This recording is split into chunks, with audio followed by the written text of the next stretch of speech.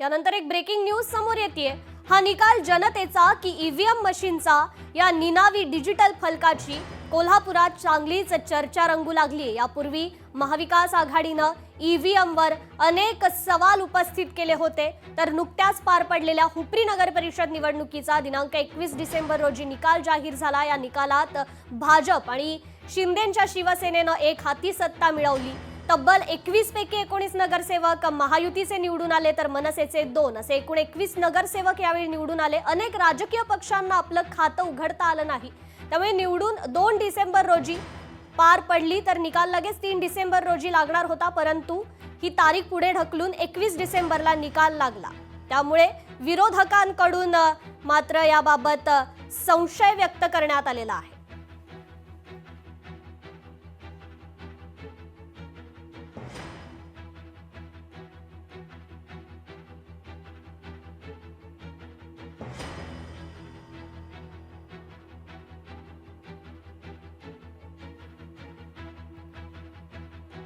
तर या डिजिटल फलकाची आता कोल्हापुरात मात्र चर्चा रंगू लागली आहे। यापूर्वी महाविकास आघाडीनं ईव्हीएमवर अनेक सवाल उपस्थित केले होते आणि नंतर हा निकाल जनतेचा की ईव्हीएम मशीनचा एका डिजिटल फलकाची आता कोल्हापुरात चांगलीच चर्चा रंगतीये।